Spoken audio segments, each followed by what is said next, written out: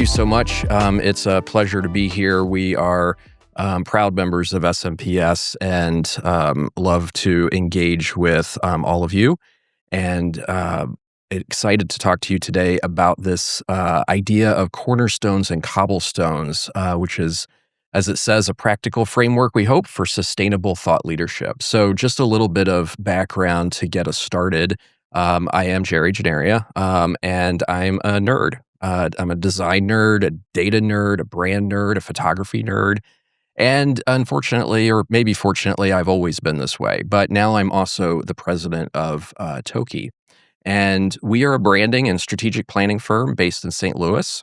Over the last few years, we've worked with more than 120 firms in the built environment, and we help them clarify and communicate their brand. And we most often are doing that at critical inflection points, things like mergers and acquisitions, leadership transitions, or major growth spurts. But today I want to talk specifically about growth, your growth, and how thought leadership is critical to that. So I want to do a quick mental poll, and you could put it in the chat if you'd like as well, but how many of you are currently doing some kind of thought leadership as a firm? And now that you've thought about that, how many of you feel that you have a strong platform that really differentiates your firm within that thought leadership? And now the final question is, how many of you are struggling with it? Maybe you're trying to do thought leadership. Maybe you're having challenges with it. I'm hoping that today is going to maybe provide some things to think about, ways to potentially approach thought leadership. So a couple of years ago, we partnered with the SMPS Foundation to survey about 800 of your peers. And there was one stat that hit us, kind of hard. There was fewer than 30% of firms that include thought leadership in their value proposition. And yet those same marketers listed thought leadership as the single most important way to differentiate their firm. So I think we all agree that thought leadership is critical, yet so many of us don't really claim it as a key differentiator for our firm, and many of us are not doing it or struggling with it. And why is that? So when we talk to managers and marketers within firms like yours, we hear the same three barriers over and over again. The first is we just don't know where to start. How do we get this thing off the ground? And second is we can't get our subject matter experts to participate. They're too busy with billable work. And the third is we just don't have the time or the resources in the marketing department. And these are all so very real, so very valid. But there's a fourth barrier that we find as well, and it's kind of a hidden one, and that's that many firms don't distinguish between content and thought leadership. And we've been inundated with the phrase content is king. I think the last few years has really brought that idea to the forefront. And so we create content. We post project wins. We share generic updates. We commit what we call random acts of blogging. But content for content's sake isn't real leadership. It isn't thought leadership. Real thought leadership is about showing up with consistency, with clarity, and with conviction. So today I want to talk a little bit and share with you a framework that I hope will be helpful in thinking about how we move from random acts of content to true thought leadership. And in order to do that, we really have to build authority. That's what gives us a platform for thought leadership. So I want to start with this concept of being an authority. And there are three essential elements to being an authority. The first is specialist expertise. The second is having a strong point of view. And the third is being findable. And I want to unpack those just a little bit. So the first essential is specialist expertise. And I want you to think about it this way. If you have a cold, you're probably just going to go to your regular general practitioner doctor. But if you're unfortunately diagnosed with brain cancer, you're probably not going to your general practitioner to help take care of that.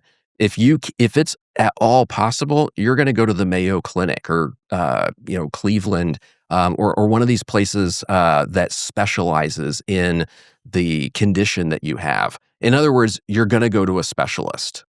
And in AEC, as in any professional services, the narrower your focus, the deeper your impact.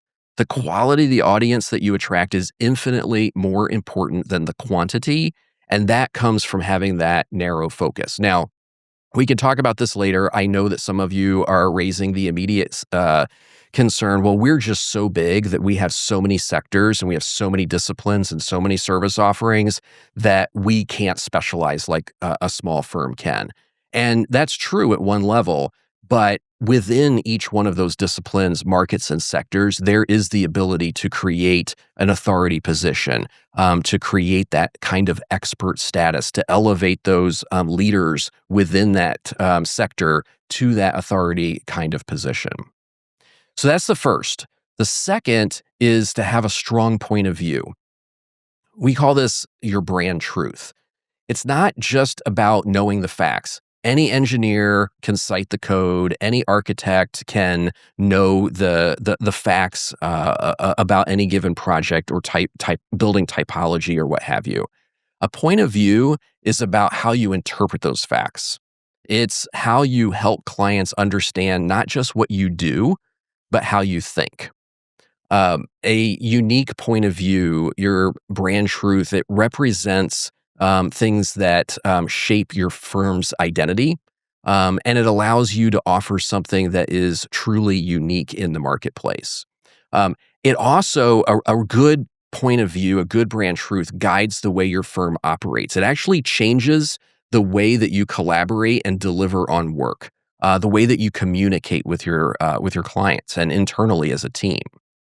And as I said, a point of view isn't just about knowing the facts. It's about interpreting them. It's about providing real insight that help your clients to succeed. And most importantly, I think, is a strong point of view goes beyond the obvious to offer something really meaningful. It's what helps clients understand not only what you know, but how you think about it. Um, when you can articulate that, you ultimately are going to reduce the competitive landscape quite significantly because very few firms are going to have the same combination of expertise and your unique perspective. And when you bring those two things together, we call that unique point of view brand truth. A quick example. We work with an architecture firm that talks about their collaboration process. And every architecture firm, every engineering firm for that matter, talks about collaboration, talks about listening to their clients. But in this case, this firm has created process and philosophy around collaboration and then branded it as design in the open. Lots of architects collaborate, but this firm actually branded their process and they're utilizing transparency and specific tools to co-create with clients. And by giving it a name and a philosophy, they're not just saying we listen like everybody else does. They're showing a unique perspective on how the work should be done. That's their brand truth. That's their unique point of view. So how do you find a brand truth? Quickly, and we could dig into this a lot more, but to get to your brand truth, it really just begins with starting to ask some key questions. What are the beliefs that guide your work? What do you believe about your clients or your sector? What do you always find yourself saying in meetings or proposals that is distinct and unique to you? These are the clues that can help you uncover the perspective that you're already operating from. It's just something that needs to be more clearly and uniquely articulated. For some firms, one of the most effective ways that you can get to this is to play that game that if you have kids, you've done with your toddler. I call it the toddler why game. You know the one, why is the sky blue?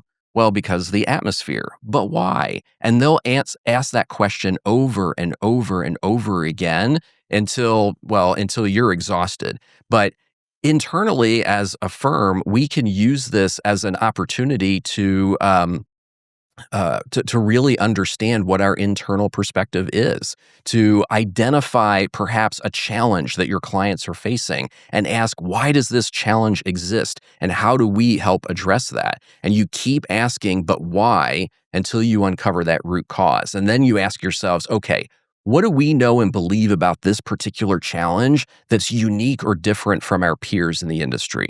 What's our unique approach to solving this particular problem?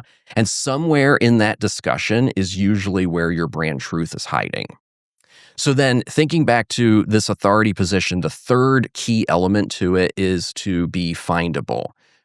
You have to be where people are looking. It doesn't matter if you're the best brain surgeon in the world if nobody can find you. You have to show up where people are looking. And that is what really brings us to the core of the framework for today. How do we show up consistently without burning out? So, when we think about this idea of cornerstones and cobblestones, we think of it as a kind of hub and spoke model.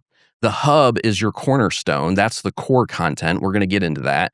And the spokes are the cobblestones. They're the smaller pieces that you can distribute across different channels. And I think one of the best examples of this is Seth Godin. We're all familiar with Seth and with his very prolific writing. He seems to be absolutely everywhere. He's on podcasts, he's got his blogs, he's on stages, he's just everywhere. But Seth doesn't actually write new content for all of these channels every day. Instead, he has cornerstones in the books that he writes. He invests deeply in writing a book once, and then he slices and dices that book into dozens of blog posts and quotes, talking points, the material necessary for podcast appearances and presentations on stage. So he ends up looking omnipresent, but it's actually just that he's highly efficient. And that's the core of this cobblestone strategy. So your cornerstone is something big and substantial. You invest in it once. Your cobblestones are the repurposing of that content. And this is where we find the efficiency. This is what allows us to maximize effort. So instead of trying to come up with a new idea for a LinkedIn post every Tuesday, you're simply sharing a piece of the bigger rock that you already built. So let's talk about what makes a good cornerstone. Good cornerstones, I think, have 4 key characteristics. The first is it's meaty. It has to be deep enough to break it apart into smaller pieces. The second is the really good ones are repeatable. Is this something that you can do year after year? Is it a series? Is it something even like a book where there's updates that you're able to provide to it? The third is it ownable? And can you own it? The most important thing is that this content is something that you control. It lives on your website, your platform, not just on social media. And then the final thing is it needs to be sales free. This is about building trust at its core. It's not about pushing services. When people know who you are and they have that relationship with you that comes when you build that kind of authority position, then they will trust you more and they will be more willing to listen when it's time for you to share what it is that you do. So if that's what makes a good cornerstone, let's talk about the cobblestones that come from that. So once you have that substantial cornerstone, whether it's a research report, a book, a podcast series, that's when we can start creating those cobblestones. You're not just publishing the big thing and then walking away from it. The whole core to this idea is that you then take it apart and you slice it, dice it, and use it to create all these individual pieces of content. So you could take one key finding from a research report or a chapter from a book and turn that into a blog post. In fact, if you think about what is a book, it's made up of chapters. And if an average book has 8 to 10 chapters and you turn those into blog posts, you have one significant blog post that you could publish each month. Or maybe the way it's divided up allows you to get 2 or 3 out of any given chapter. You could take the most compelling statistics from that book, from that report, from whatever that cornerstone is, and create infographics for LinkedIn, create smaller posts. You could take the high-level findings and publish it and speak about it in webinars. You can take quotes and snippets and use those to create weeks of social posts. So the beauty of this model is leverage. One great piece of cornerstone content fuels months of marketing without you ever sitting down and having to stare at a blank page wondering what you're going to post on Tuesday. So I know you're thinking, okay, this is great. This is a framework that looks wonderful on a slide, but Jerry, I don't have the time and I can't get my subject matter experts to write a book. I get it. So how do we make this work in the real world of AEC marketing? And in order to do that, you need a strategy. And we have 3 strategies that we think help make thought leadership more sustainable. And they're not revolutionary ideas, but they are critical if you're going to do this and do it successfully. So the first strategy is to operationalize the time that you need. You have to stop treating thought leadership like it's extra credit. In most firms, if your firm is like mine, if a project doesn't have a job number, it doesn't exist and it doesn't get done. It doesn't have a project manager. So you have to create that internal project. You have to have executive buy-in that there's time going to be assigned to that project, both within the marketing team and for others that need to support it. You need to assign a project manager. And this isn't the kind of thing that needs to take 40 hours a week in order to accomplish. Even a couple of hours a week, 3 to 5 hours a week, if you can find that between you and someone else on the team, is more than enough time to write half of a chapter or record a couple of podcasts or draft 3 or 4 blog posts. But you have to have that time scheduled. You have to operationalize it. And I know that's easier said than done, but it starts simply by the doing it. The second is stop writing, start interviewing. Your expert, we ask often to get thought leadership content. We ask our subject matter experts to write things, and most of them hate it. They hate taking the time. They don't feel comfortable or confident at it. And as marketers, we don't have the information necessary to create that kind of thought leadership. But you can sit down and interview them, maybe even just 30 minutes, recording it on your phone. Ask them about the specific client problems that they're facing. Use this as first an information gathering. What are the ideas and things that may turn into that cornerstone? And then as you start to uncover those ideas, go back and share those ideas with them. Get their feedback on them. Record that again. Take it back. Begin to transcribe those recordings. You can use AI to do that. It's a great tool for that. And start to assemble the ideas together. Use AI to help you think through what is the outline of a research report or a book or whatever, however you're going to try and tackle this. Go back and interview them again, specifically for these sections that you need content for. Again, transcribe it. And as you start to assemble this, you're creating what we like to call your sloppy first draft. You just have to get something on paper because it's infinitely easier for those experts in the organization to edit a draft or provide feedback on something that you give to them than it is for them to sit down with a blank page and try to write something. When we ask them to sit down and write on their own, what we're going to get back is the kinds of things that you could have Googled, and that's not real thought leadership. Now, the third strategy is maybe my favorite, and I like to call this the Trojan Horse. We need content that doubles as business development tools. And so this concept is to use a video series or a podcast and invite your prospects, your clients, others in the industry to be guests. So think about this, if you identify your top 25 prospects, maybe some of the ones who won't even take a call to talk with you about your services or to give a pitch, or maybe you're struggling to build that kind of relationship with them. If you change the approach and you call them and ask to interview them for your podcast or for a research report that you're doing, you're flattering them. You're treating them as an expert, and you're getting 30 minutes or so of FaceTime in a non-sales environment. And this is an amazing opportunity. Let's say that you're doing a podcast for someone on the team, maybe in marketing is the host of it, maybe a leader within the organization who's more comfortable is the host of it, but you can bring in that sector leader who's your expert in a particular category, the one who needs to build that relationship with that client. And you can have that conversation between the 3 of you, recording it, using it. The content is easy to put together in that case, and you're getting this bonus of being able to build a relationship while you're creating the content. And there's a kind of bonus Trojan horse strategy that works in the opposite direction. So once you've built that cornerstone content, your cornerstone, whether it's that research report or a video series or a book or whatever it is, you can use that as your ticket to get onto someone else's stage. So if you think about it, every podcaster, every conference organizer, every publication editor is always looking for good content. They're looking for experts that they can feature.